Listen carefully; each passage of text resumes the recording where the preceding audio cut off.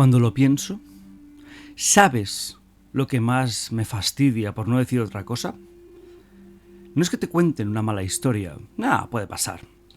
Es que te hagan creer que están a punto de contarte la mejor de tu vida, o una de las mejores, tampoco hace falta que nos precipitemos, y luego te dejan pues con las manos vacías, ¿no? Mirando un envoltorio bonito que por dentro está pues hecho una porquería. Y para mí eso resume The Mandalorian. Un espejismo en mitad del desierto que por un instante parecía pues agua cristalina, ¿no? Esa tan bonita, transparente, que incluso te la intentas beber y dices, qué asco, está salada, y que resultó ser una arena entrando en la boca que ni Anakin permitiría. Durante un tiempo muchos creímos que Star Wars había encontrado la forma de levantarse después de darse pues 3 hostias seguidas con las secuelas, ¿no? Pim pam, pim pam. Aunque The Mandalorian se estrenó justo después de The Last Jedi. Y que con esto de alguna manera alguien ahí dentro de Lucasfilm todavía entendía lo que significaba contar una historia en esta galaxia. Pero resulta que como todo, con Disney, aparte de Andor y Rogue One, era un quiero pero no puedo, o no me da la gana. Yo no vengo a hacer aquí la típica crítica de me gusta o no me gusta, con lo que podrías rellenar un post en un foro cuestionable. Vengo a diseccionar cómo una serie que nació con una identidad clara, con una narrativa sólida y con personajes que importaban, se convirtió en un catálogo de funk pops, es una moda que nunca voy a entender, y en una excusa para reciclar cameos. Bueno, cameos concretamente del señor Dave Filoni, que tiene la imaginación de un cacahuete. Porque si hay algo que me revienta por dentro, es ver cómo se dilapida una oportunidad que ya de por sí es rara. Cuando The Mandalorian llegó, no solo era una buena serie de televisión, era un símbolo. Star Wars venía arrastrando una resaca creativa de campeonato de Oliver y Benji. La trilogía secuela había dividido al fandom en 1000 pedazos y Disney, en su infinita sabiduría, había conseguido lo impossible: que una de las franquicias más queridas del planeta se convirtiera en un meme de mal gusto. Y de pronto, traca, un tráiler con un tipo con armadura mandaloriana, un tono de western galáctico, música que no sonaba a orquesta de Williams, sino algo más seco, más polvoriento, ¿no? Más auténtico. Los suburbios. El rumor de que no veríamos Jedi saltando como ranas ni sables de luz en cada plano, sino tiroteos, huidas y trabajos sucios. Y para rematar, el último plano. Un niño verde, pequeño, con orejas enormes. Una criatura que en ese momento se le apodó Baby Yoda y que descubriríamos más adelante que se llamaba Grogu. Ese primer contacto fue un flechazo, un amor candesciente. Incluso los que llevábamos años escépticos, sentimos que ahí podía pasar algo interesante. Y lo más curioso, que la serie cumplió con esa promesa durante un tiempo pequeñito. Porque sí, la primera temporada tuvo sus fallos, como todo producto, tuvo sus episodios de relleno, bueno, pero mantenía el rumbo. Y eso en una franquicia que llevaba años navegando en círculos y era casi un fucking milagro. Pero como ya veremos, en el mundo real los milagros no duran mucho. La maquinaria de Disney no sabe vivir sin meter las manos en todo lo que funciona, ¿no? En acosar, por no decir otra cosa, el producto que funciona. Y cuando lo hace, convierte el oro en plástico, ¿no? Las buenas ideas en fórmulas, la narrativa en un simple vehículo para vender algo. Y lo peor es que ni siquiera hablamos de vender bien, hablamos de hacerlo rápido antes de que el público se canse. Corre, que hay que financiar un imperio basado en la esclavitud. Así que hoy vamos a hacer un pequeño viaje. Vamos a repasar The Mandalorian desde ese primer destello en la oscuridad hasta el estado actual. Un producto que huele a agotamiento y a improvisación barata, de mal gusto. Pero no quiero que esto se quede en, mira, yo te cuento mi opinión y me voy ya a tomar por culo. No. Quiero que cuando acabes de escuchar esto tengas claro que la caída de Mandalorian no es un accidente, es un patrón. Es la consecuencia directa de un modelo de producción que no entiende la narrativa como un fin, sino como un pretexto cuestionable. Y lo más peligroso es el mismo... Bueno, que esto básicamente es el mismo patrón que puede matar cualquier franquicia que ames si le das suficiente tiempo y poder a las manos equivocadas. Porque sí, Star Wars es la excusa perfecta para hablar de esto, pero no es la única víctima. En este canal hemos visto lo que pasa cuando las historias se subordinan al calendario de estrenos, cuando las temporadas se alargan sin saber dónde van y cuando los personajes dejan de tomar decisiones coherentes para adaptarse a lo que un grupo de ejecutivos cree que será viral, el mismo grupo de ejecutivos que no sabe distinguir una buena de una mala cerveza. Y antes de que alguien salte con el clásico, pues deja de verla ya, te digo algo, no me sale de los cojones.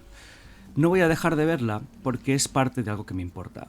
Porque cada vez que Disney la embarra, la empotra, en el mal sentido, lo que destruye no es solo una serie, es un pedazo de algo que formó parte de la vida de mucha gente.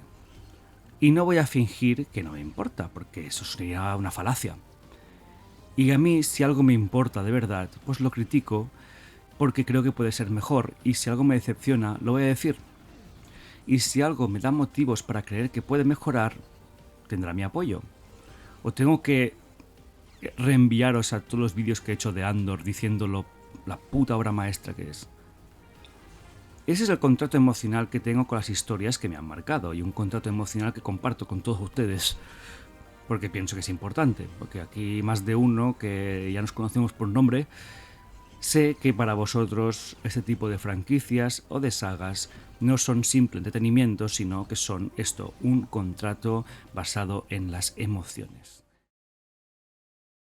Para entender cómo The Mandalorian se convirtió en lo que es hoy, hay que volver atrás, como me gusta a mí, con el DeLorean, ¿no? Con el Dr. Emmett Brown y Marty McFly. Y no me refiero solo a lo que pasó en la temporada anterior, sino a la situación de Star Wars en el momento en que esta serie nació. Porque ahí está la clave. The Mandalorian no apareció en un terreno fértil, apareció en un páramo. Pongámonos en 2019. Disney llevaba ya 7 años con la licencia en sus manos. Había estrenado la trilogía secuela, prácticamente 2 spin-offs y un montón de proyectos que iban desde aceptables a esto no hay por dónde cogerlo. La marca Star Wars había pasado de ser sinónimo de aventura épica a ser trending topic por las peleas internas del fandom. Y ojo, que no eran peleas superficiales. Hay o sigue habiendo una división real de esas que no se arreglan con un tráiler que mola que te cagas, o que suena súper guay.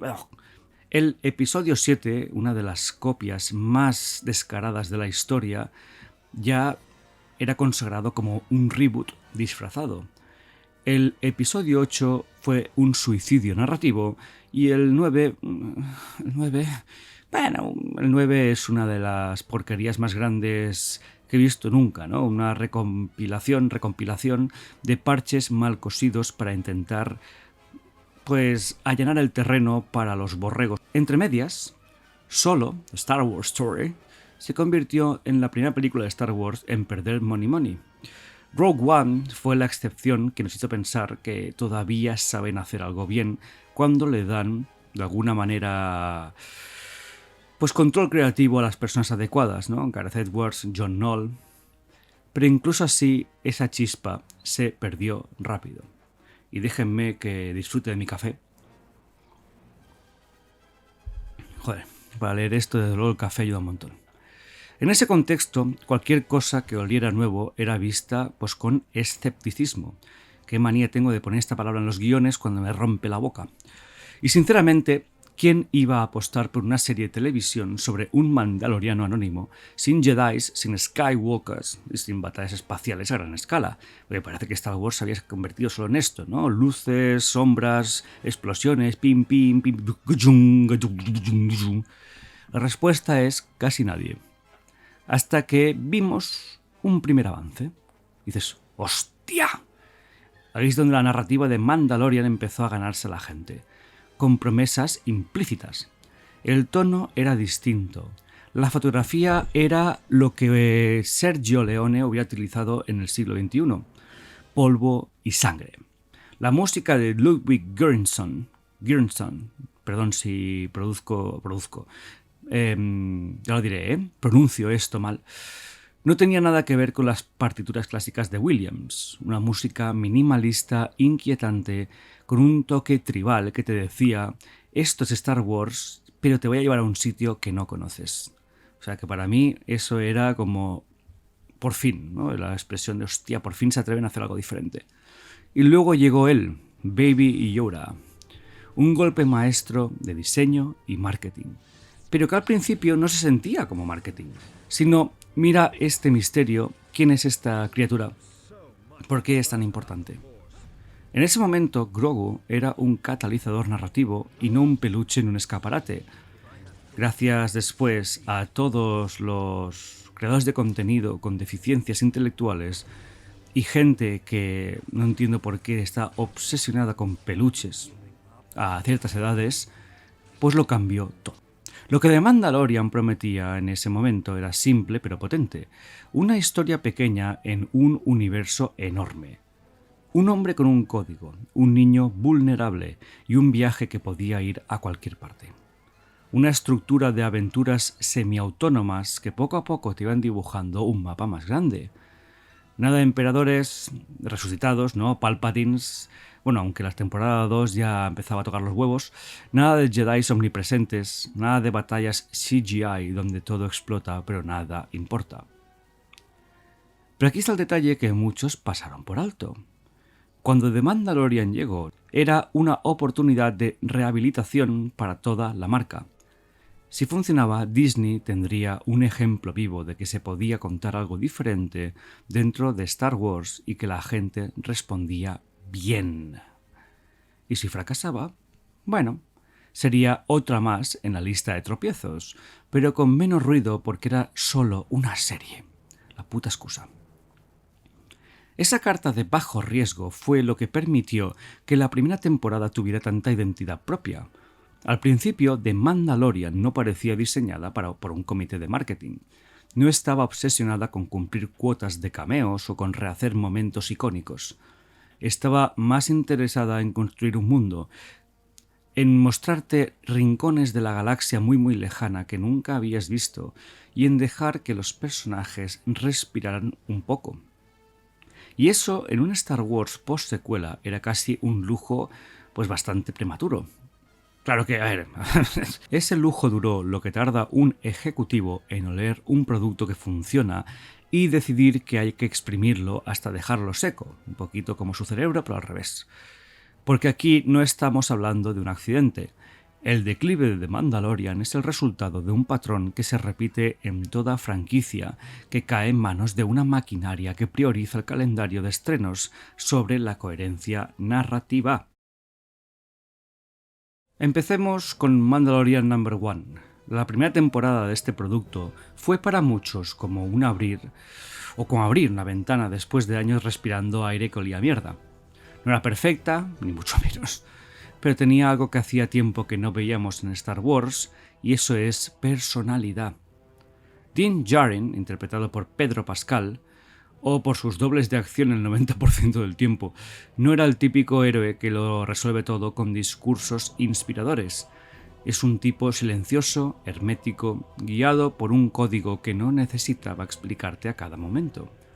Y esa economía de palabras hacía que cuando hablaba prestaras atención. La serie arrancaba con una misión muy sencilla. Un cazarrecompensas que va por un objetivo misterioso, pero el giro llega pronto, muy pronto. El objetivo es un niño. Y no un niño cualquiera. Un pequeño de la misma especie que el maestro Yoda. Con esos ojos enormes, esa mirada que combina inocencia y misterio. Ahí para mí tenías un gancho narrativo de los que no se inventan todos los días. Una posible relación paternal que todo el mundo entendió en los primeros planos. El guión no se apresuraba a resolver nada. En lugar de lanzarte una exposición interminable sobre quién era Grogu o por qué importaba, te deja vivir la relación entre él y Din Djarin. Pequeños gestos, al final las buenas historias se basan en los pequeños momentos. El mandaloriano ofreciéndole comida, protegiéndolo de ataques, observando cómo el crío usaba la fuerza sin entender qué coño es eso. Eran escenas que respiraban, que no estaban apretadas por la necesidad de ir al siguiente momento viral, y aunque el tema de la fuerza continúo diciendo que no me parece normal que un mandaloriano que sobrevivió a las guerras clon no sepa lo que es la fuerza, lo que eran los caballeros Jedi más o menos, no lo acabo de comprar. Supongo que esto es la consecuencia de las secuelas, ¿no? Para que 7 años o 6 años después del retorno del Jedi, que un cazarrecompensas a nivel galáctico no sepa lo que es la fuerza o no haya oído hablar de Luke Skywalker. Es que es una narrativa que nunca, o hoy en día aún no entiendo. No lo entiendo. En el universo expandido, que es el único canon que hay, a estas alturas estamos luchando contra el almirante Thrawn, y toda la galaxia sabe quién es el Skywalker que destruyó al emperador y a Darth Vader. Dejando esto aparte, tenemos que hablar también del tono. El tono de Mandalorian se basa en una fotografía que abraza la estética del western y samurai que Lucas había mencionado tantas veces como influencia, y eso es cosa de Jon Favreau, porque Dave Filoni aquí se notaba que tenía menos mano. Planos largos, paisajes áridos y silencios. Cuando había acción no era un festival de explosiones, sino tiroteos secos, peleas cuerpo a cuerpo, momentos donde el peligro parecía real. Y eso le daba un peso que en las secuelas ya habíamos perdido. Para mí, con todas las diferencias, Mandalorian es mucho más Star Wars, o la esencia de Star Wars, que cualquier otra mierda que ha hecho Disney, siempre apartando a Andor y Rogue One. La música de Göransson merecería un vídeo aparte. Es que yo no tengo ni idea de música y no voy a hablar de cosas que superan mi intelecto. Ese tema principal con el silbido y la percusión no sonaba a nada que hubiéramos escuchado antes en Star Wars, pero encajaba de alguna manera como un guante. Minimalista y a la vez memorable, tanto que acabó convirtiéndose en un símbolo de la serie, algo que reconocías y hoy en día aún reconoces con 2 notas. Pero quizá lo más importante es que al principio de Mandalorian entendía que menos es más. Y por supuesto teníamos algún guiño al universo ya conocido, pero no era invasivo, algo tan simple en el primer episodio como que Din Djarin congele sus objetivos en carbonita. Bien, un guiño, perfecto. Ver a un droide IG en acción, IG-88 para los fans de la trilogía original y el UE, o visitar Tatooine en un solo episodio, aunque estoy de Tatooine ya hasta los cojones. Estos eran detalles que se sentían como parte natural del mundo, no como un letrero de neón diciéndote «Hey, ¿te acuerdas de esta referencia de las pelis de la trilogía original?» Había episodios autoconclusivos que, aunque no empujaban demasiado la trama principal, te permitían conocer mejor al protagonista y su código moral.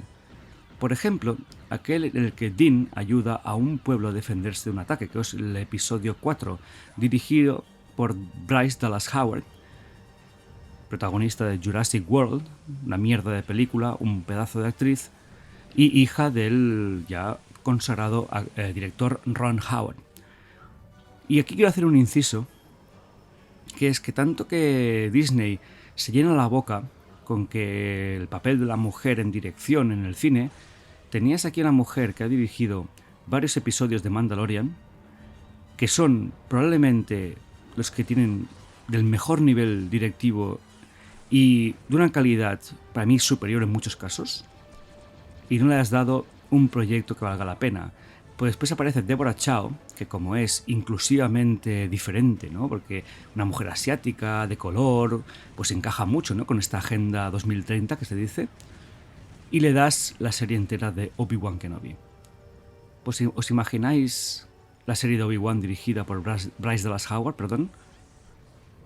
Y después Disney nos dice que somos machistas, racistas, no. Eso se llama criterio, cosa que vosotros, que estáis tan preocupados por la política que os rodea, no tenéis ni puta idea de ver. Pero bueno, volviendo al tema. Otro episodio autoconclusivo, porque me gusta, es la misión en la prisión espacial, con el gran Bill Burr, que funciona como un pequeño thriller dentro del western.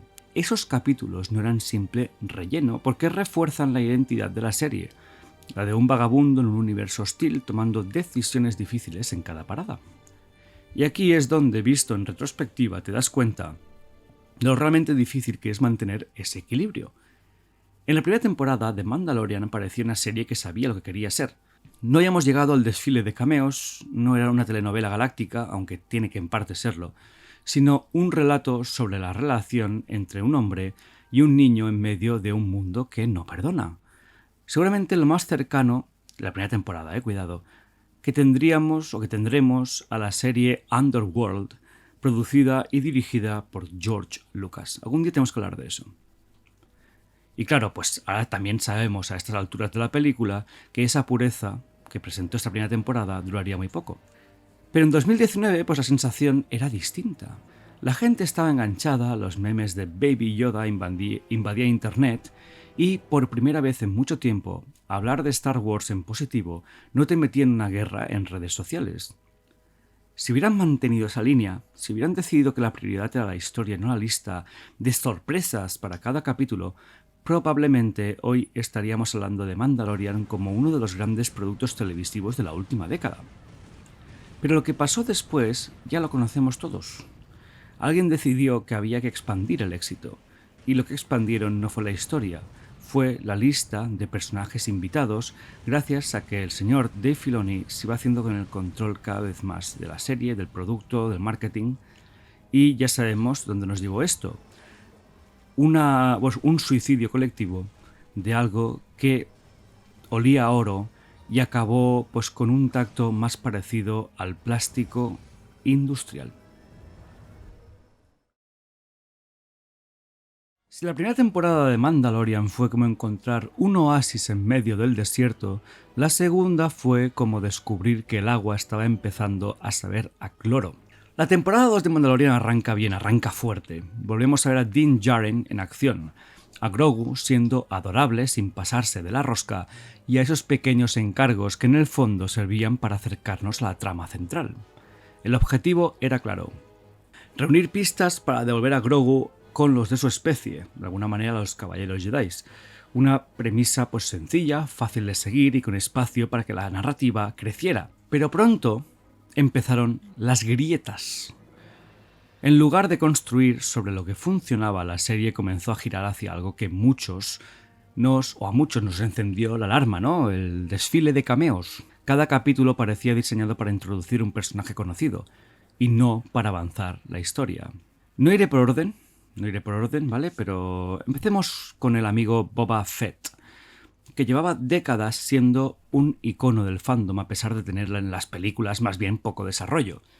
En su primera aparición, pues tuvo un aire imponente, pero en cuanto empezó a hablar y a moverse, en The Mandalorian, para mí la sensación de leyenda se convirtió en que es un señor con armadura que reparte hostias, y cuidado, dentro de toda la representación de Boba Fett, que ya iremos un día a su mierda de serie, el Boba Fett del episodio 6, si no me equivoco, algo así, el que sale en Tython, bien, me gustó. Agresivo, cuando se pone la armadura encaja, tiene un aire estoico, bien. Pero su arco dentro de esta temporada, aunque breve, dejaba claro que ya estaban preparando el terreno para su propia serie.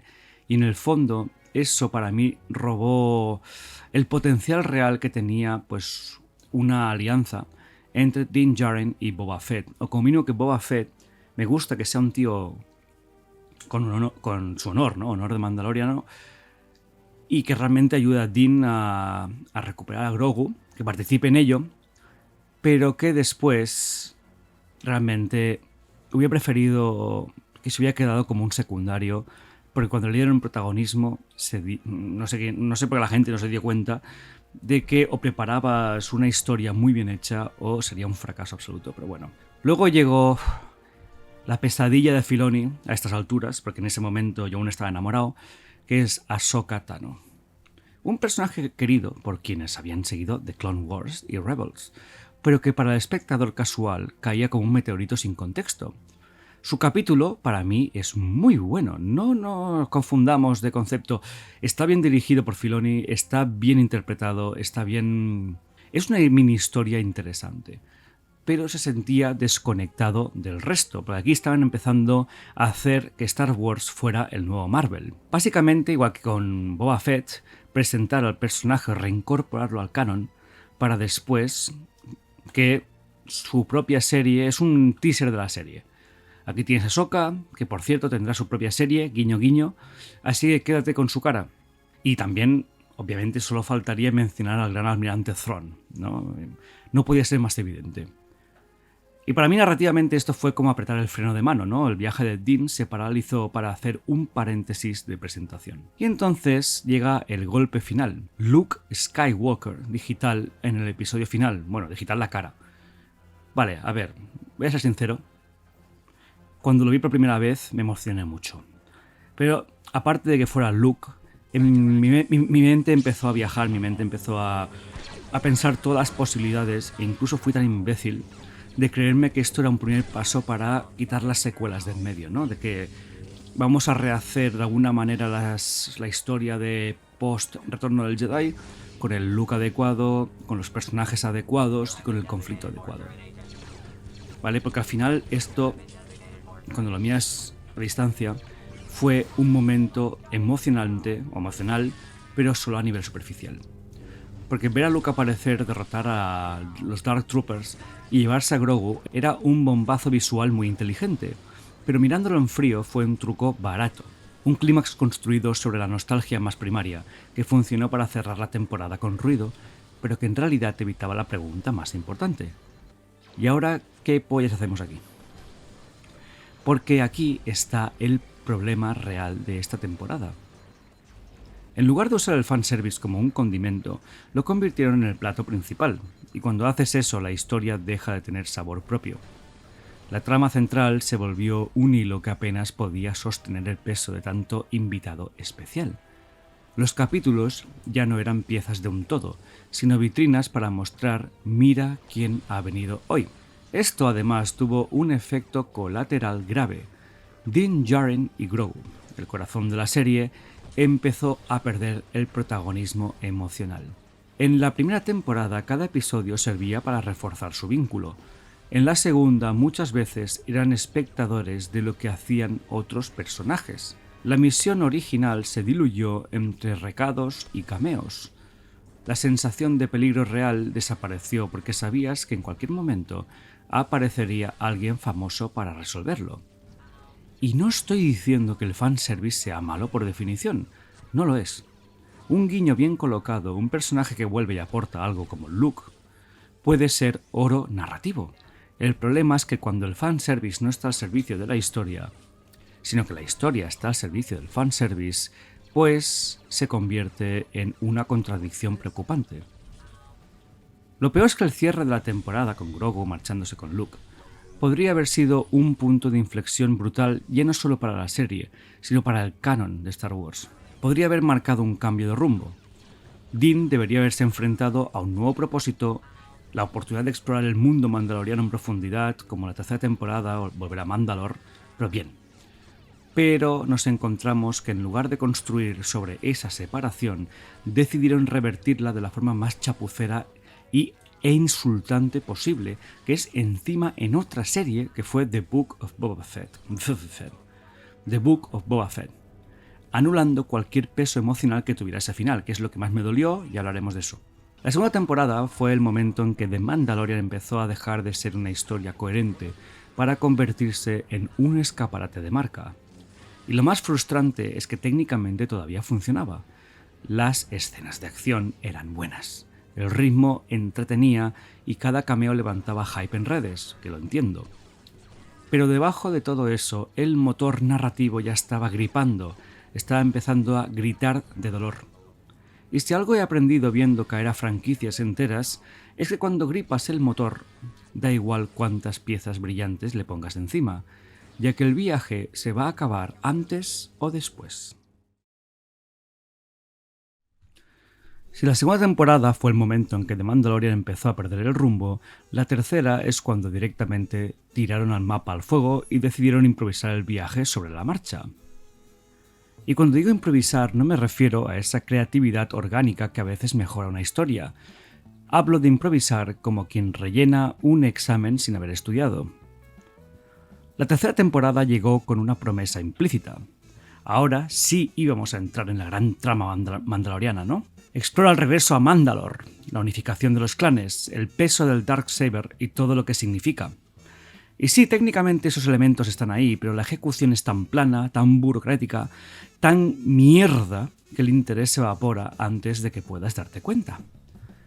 Uno de los problemas más evidentes es el cambio de foco. Din Djarin, que hasta ahora había sido el motor de la serie, queda relegado a un papel secundario en su propia historia. El protagonismo se lo lleva Bo-Katan, interpretada por Katee Sackhoff, que de pronto pasa a ser la verdadera heroína de la temporada. No tengo nada contra Bo-Katan como personaje, pero el cambio es tan brusco y tan mal justificado que parece que estuvieras viendo otra serie distinta. Y aquí es donde la narrativa se resiente de verdad. Cuando cambias al protagonista sin preparar el terreno, todo lo que has construido antes pierde coherencia. El vínculo entre Din y Grogu, que era la base emocional de la serie, queda reducido a pequeños momentos sueltos, casi anecdóticos, como si recordaran de vez en cuando que el muñeco verde vende mucho y hay que sacarlo en pantalla. La sensación general es que la temporada está compuesta por una cadena de episodios sin urgencia real. Hay capítulos que se sienten como misiones secundarias de videojuego. Ayudar a una comunidad random, escoltar a alguien, resolver un misterio policial que parece sacado de una serie de sobremesa. No es que esas tramas sean horribles por sí mismas, pero no aportan absolutamente nada al arco general. Son desvíos que no llevan a ninguna parte. Y cuando la serie intenta ponerse seria, el guión es tan débil que las supuestas grandes revelaciones se sienten vacías. El regreso a Mandalore debería haber sido un momento épico, cargado de tensión y significado. En lugar de eso parece un trámite administrativo. Entran, miran, hacen 2 comentarios y ya está. No hay sensación de peligro, no hay conflicto interno, no hay mística, porque la cultura mandaloriana siempre había tenido en el imaginario del fandom algo muy complejo. El Darksaber, que en temporadas anteriores había sido un símbolo importante, aquí pierde todo su peso. Se entrega casi por accidente, sin una batalla memorable, sin un momento que se grabe en la retina. Es el equivalente narrativo a firmar un paquete y dárselo al mensajero, rápido, frío e irrelevante. Eso teniendo en cuenta que el mensajero sepa lo que está haciendo, y tú también. El guión tampoco ayuda. Los diálogos son planos, sin chispa, los personajes secundarios aparecen y desaparecen sin consecuencias, y el villano, bueno, llamarlo villano es generoso, Moff Gideon, interpretado por Giancarlo Esposito, que en la primera temporada imponía respeto, aquí se siente como una sombra de sí mismo. Su plan es genérico, sus motivaciones están poco claras y su derrota final es tan anticlimática que parece que alguien en la sala de guión pues dijo: bueno, mira, cierra esto como sea, que ya vamos tarde para el almuerzo. Y por supuesto está Grogu. Lo que en la primera temporada era un misterio cargado de potencial, en la segunda todavía mantenía cierto interés, en la tercera se convierte en un recurso cómico predecible. Grogu salta, gira, hace ruiditos y salva el día en el último momento. ¿Es adorable? Me da igual. Lo que sí que está completamente estancado como personaje, porque nunca tendría que haber vuelto de entrenar con Luke. Pero claro, había que vender peluches, ¿verdad? Mediocres de mierda. El hecho de que su separación de Din al final de la segunda temporada fuera revertida en otra serie, además que fuera en otra serie. Imagínate que eres una persona con criterio y ves el tráiler del libro de Boba Fett y dices: yo esta mierda no me la trago. Y de repente apareces en Mandalorian 3, porque Mandalorian te ha gustado, y Grogu vuelve a estar al lado de Din Djarin. Y tú piensas: hostia, pero yo la última vez que vi Mandalorian en el final de la segunda temporada se iba con Luke. Entonces, ¿qué me he perdido, no? ¿Qué pasa aquí? Ah, claro, es verdad. Tengo que suscribirme a una plataforma como Disney Plus, que tiene diarrea como producto principal. Tengo que ver una mierda de serie que no interesa, que es mala de narices, dirigida por un mediocre como Robert Rodríguez, que es uno de los tíos más sobrevalorados de la historia del cine, y encima tengo que ver un producto en teoría de Boba Fett, pero después que hay 3 episodios que son de Din Djarin porque Boba Fett no aguanta pantalla. Y aquí es cuando veo un entrenamiento con Luke y a mí me petaría la cabeza. Yo porque soy un fanático de este producto. Pero si no lo eres y dices, mira, yo no voy a perder el tiempo con una serie de Boba Fett que no me interesa, tienes un problema, ¿eh? Pero aquí, de repente, yo estaría súper desubicado. Incluso pensaría que me he perdido una tercera temporada de Mandalorian y estoy en la cuarta y no me he dado cuenta. Y eso es vomitivo y asqueroso. Una de las decisiones más torpes que he visto en mi vida, pero sobre todo cobarde, en una franquicia como esta. Es como si no pudieras ver La venganza de los Sith sin ver Clone Wars. Y al final esta tercera temporada se basa en eso, ¿no? Un producto inútil, innecesario, que no debería existir. Cameos como yo adoro a Jack Black, pero aquí me distrae. Junto a esta mujer de proporciones importantes que es una persona, por lo que yo he leído, deleznable, que se dedica a humillar y a maltratar a la gente que trabaja con ella. Y bueno, hay rumores que hubo que conseguir lentes de cámara para que cabiera semejante masa corporal. Y bueno, dejando esto, que tampoco quiero ser vulgar, pues no hay tensión narrativa, no hay evolución real de los personajes y lo más grave es que no hay sensación de que estemos yendo hacia algún sitio. Una serie que vive de la inercia de su marca, una serie que sigue adelante porque Disney necesita llenar el calendario de su plataforma de streaming y no porque haya una historia que contar. Mandalorian 3 tendría que haber seguido a Din Djarin cómo recupera su honor y cómo se convierte en un líder para reconquistar Mandalore, pero a la vez es un hombre que quiere seguir con su vida independiente, y a la vez tendríamos que haber visto cómo Grogu se convierte en un Padawan de Luke. Y olvidamos las secuelas, por supuesto, pero claro, Dave Filoni nunca tendrá los cojones de hacer eso, porque es una rata, que pone el culete siempre que se lo piden, ¿no? Y después tienes a Jon Favreau, un tío que desde que le echaron a Gina Carano por motivos fascistas por parte de Disney, pues claro, pues es un tío que ha perdido todas las ganas de hacer nada. Porque os recuerdo que la película de Mandalorian y Grogu está dirigida por Filoni, ¿eh? Cuando tendría que estar dirigida por Jon Favreau. Y ya os adelanto, sin haber visto nada, que será una porquería absoluta. Porque está hecha por el esclavo sexual de Disney, bueno, de Kathleen Kennedy y toda esta gente, que es el Filoni, que tantos años trabajando con George Lucas y no aprendió absolutamente nada. Porque siempre que se le ha dado un proyecto para él solo, ha demostrado que no sabe escribir ni una frase subordinada. Pero bueno, sí, tengo mucha ira contra Filoni, porque me parece... Porque tiene muchas esperanzas, yo lo diré, en ese tío. Y la hostia que me llevé, aparte de cómo he tratado a los fans que le han dado de comer al mierda, no puedo ni verlo. Y algún día ya le dedicaré un vídeo si hace falta de por qué es un fracaso de trabajador dentro de Star Wars. Pero bueno, al final Mandalorian 3, o Mandalorian en sí, lo que parecía un oasis, se convirtió en un pozo con agua dudosa y al final pues vimos que era un charco turbio en el que nadie quiere meter las manos. Porque también podríamos estar hablando horas de Moff Gideon, los clones, que es una copia de Starkiller, del segundo Force Unleashed, porque Disney también son muy buenos copiando el universo expandido sin dar crédito a, pero es una copia barata y mala además. No puedes infundir la fuerza a nadie, es imposible. La fuerza no es un químico que tú puedas inyectar. Y como mínimo, si quieres que funcione, explícalo, imbécil, explícalo. Pero bueno, lo peor es que viendo cómo funciona esta maquinaria, no me sorprendería que ya estén planeando una cuarta temporada, que seguramente es así después de la película esta mediocre que van a hacer, que siga exactamente la misma fórmula. Porque mientras las métricas de visionado aguanten, la calidad narrativa es lo de menos. Si juntamos las 3 temporadas de Mandalorian y las vemos como una única historia, lo que encontramos es un caso de manual de cómo una serie puede nacer con identidad, crecer con potencial y acabar convertida en un trámite. Lo triste es que al revisarlas, pues de manera seguida, la caída se nota aún más. La primera temporada es la presentación perfecta, un protagonista con misterio, un objetivo claro, un tono definido y un universo reconocible pero fresco. Funciona porque lo que quiere contar, pues lo sabe hacer, ¿no? Cómo contarlo, sobre todo, por supuesto. No tiene miedo de ser pequeña, de tomarse su tiempo, y ahí está su encanto. La segunda, aunque todavía mantiene la fachada, ya empieza a mostrar síntomas de que la enfermedad acabará matándola.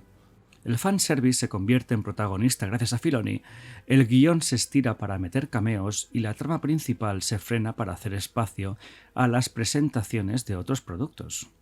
Como si fuéramos Marvel. Que Marvel... Bueno, le funciona la fórmula, pero es que Star Wars nunca ha tenido nada que ver con eso. En ese momento quizá no lo veíamos como un problema muy grave, porque la serie aún entregaba momentos potentes, pero en el fondo sí que era el principio del fin. Y después está la tercera. La tercera es el resultado inevitable de esa deriva, ¿no?